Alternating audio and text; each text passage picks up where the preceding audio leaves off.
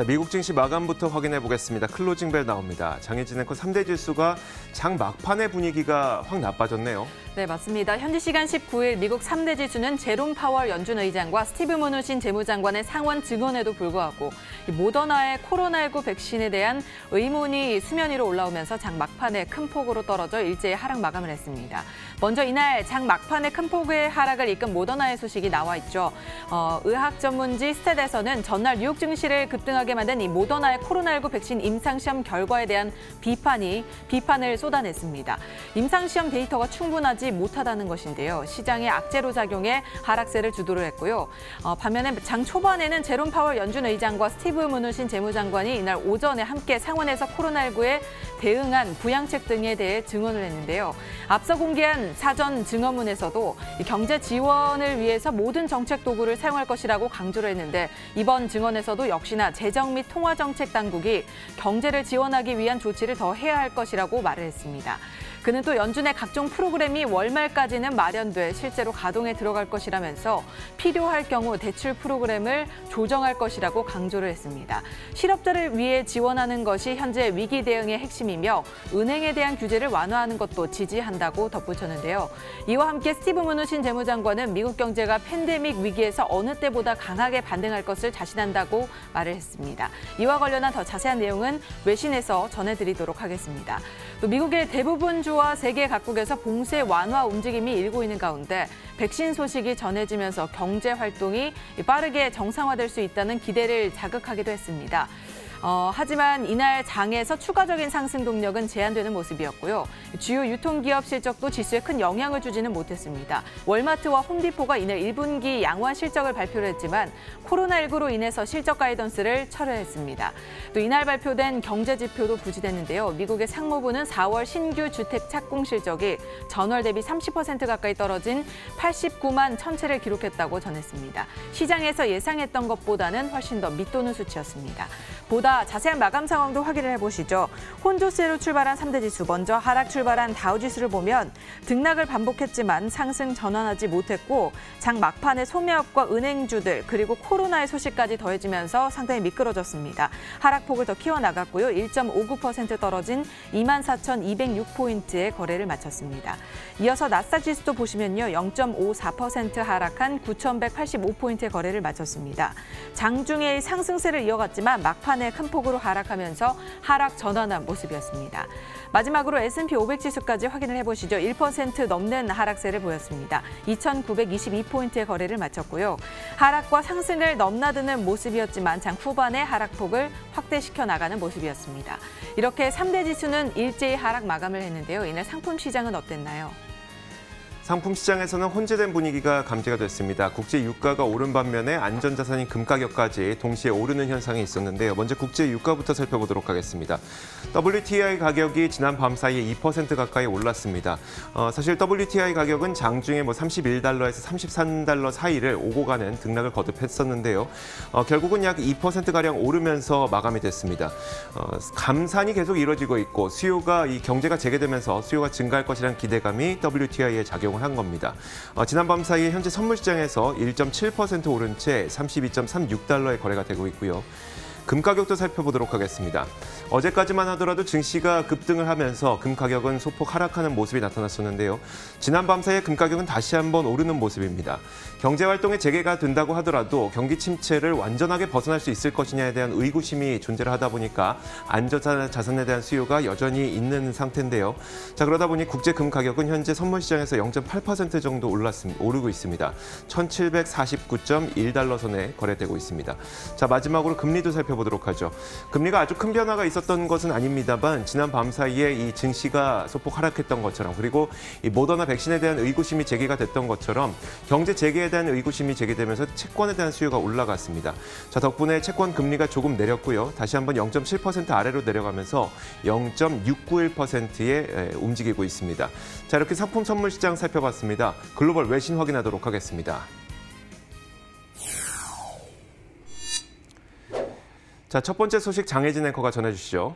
네, 이날 시장 장 초반에 영향을 미친 문우신 재무장관의 상원 증언과 관련한 소식인데요. 문우신 재무장관은 코로나19 기업 구제금융 손실을 감수할 준비가 됐다고 말을 했습니다. We're fully prepared to take losses. 스티브 문우신 미국 재무장관과 제롬 파월 연준 의장은 상원에서 증언을 했습니다. 특히 문우신 재무장관은 코로나19 구제 법안 CARES Act로부터 발생할 수 있는 특정한 시나리오에서 손실을 떠안을 준비가 됐다고 완벽하게 됐다고 말을 했는데요. 구체적으로 어떤 시나리오인지는 말을 하지 않았지만 이 재무부는 5천억 달러 전체를 코로나19로 인해서 어려움을 겪는 기업들에게 지원할 준비가 됐다고 덧붙였습니다. 따라서 연준이 손실 부담 없이 적극적으로 대출에 나설 것을 지지를 했고요. 또 올해 2분기에는 더욱 높은 실업률과 더 부정적인 지표들을 보게 될 것이지만 이것이 바로 사람들을 일터로 되돌아오게 해야 되는 이유고 신호라고 말을 했습니다. 또 코로나19 억제를 위한 봉쇄가 더 길어지게 된다면 미국 경제가 영구적인 손상을 입을 수 있다며 우려의 목소리를 높이면서 경제 활동을 재개해야 한다고 강력히 주장을 했습니다. 올해 3, 4분기에는 또 경제 여건이 더 나아질 것으로 예상을 했는데요. 미국은 팬데믹으로부터 어느 때보다 강하게 일어설 것이라고 말을 하면서 미국 경제 대계에 힘을 실어주는 모습이었습니다. 자, 미국 FDA가 트럼프 대통령이 하이드록시클로로퀸, 우리가 말라리아 치료제로 알고 있는 이 하이드록시클로로퀸에 대한 약물에 대한 기조를 완화했다는 이 소식이 들려오고 있습니다. 트럼프 대통령이 이 하이드록시클로로퀸을 복용했다고 밝히면서 FDA의 이 기조가 완화된 것 아니냐, 그동안 강경했는데 분위기가 좀 누그러들었다는 그런 소식인데요. 먼저 FDA 국장 스테판 한 박사의 그 이야기를 들어보도록 하겠습니다. 그는 이렇게 설명을 했습니다. 어떤 약을 복용하는가는 전적으로 환자와 의사 사이의 결정에 달려 있다고 밝히면서 이미 이 하이드록시클로로퀸 혹은 클로로퀸 제제는 말라리아와 류마티스 관절염 등의 치료로 FDA의 승인을 받았다고 설명을 했는데요. 이게 분위기가 완전 바뀐 것이 지난달까지만 하더라도 FDA에서는 좀 강력한 경고를 내놨습니다. 이 제제를 복용하게 될 경우 심각한 심장 박동 문제를 일으킬 수 있다고 경고한 바가 있었는데 트럼프 대통령이 이 제재를 복용한다고 밝히면서 FDA 기조가 좀 누그러진 것 아니냐, 이런 이야기가 나오고 있는 겁니다.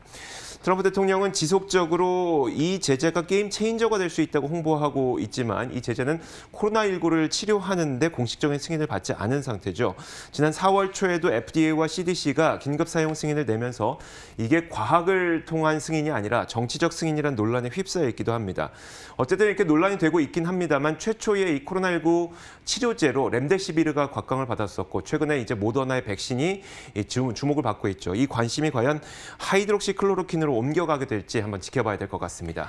네, 다음으로 종목 소식 이어갑니다. 마이크로소프트 소식인데요. 마이크로소프트가 소프트웨어 자동화 업체 소프토모티브를 인수한다고 공식적으로 밝혔습니다. 소프토모티브의 윈 오토메이션 등의 제품을 마이크로소프트 파워 오토메이트의 오토메이트 툴에 포함시키는 건데요.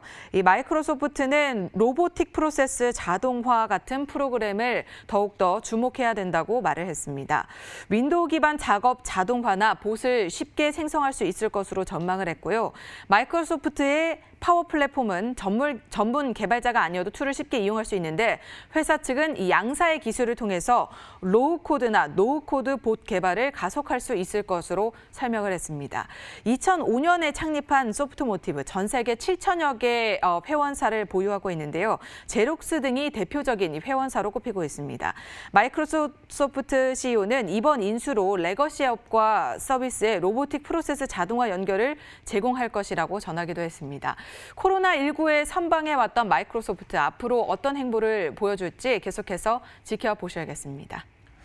자, 코로나19에 선방했던 기업이 마이크로소프트뿐만 아닙니다. 생필품을 판매하는 월마트도 굉장히 큰 기대를 받았었고 그 기간 동안 좋은 성적을 거뒀었는데 이 월마트가 드디어 1분기 실적을 발표했습니다. 1분기 실적을 보니까 온라인 매출이 급증했을 뿐만 아니라 동일 매장 매출도 늘어나서 이 코로나에도 불구하고 소비자들의 소비가 월마트에 대해서 굉장히 강했던 것을 확인할 수 있습니다.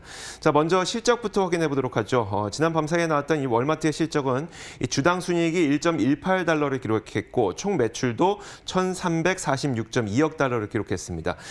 시장의 예상치를 비트한 건데요. 자, 월마트는 식료품에서부터 자전거까지 코로나 팬데믹 기간 동안 눈에 띄는 온라인 매출 성장을 기록했다고 얘기를 했습니다. 얼마나 증가했는지 한번 그림을 통해서 확인해 보도록 하죠.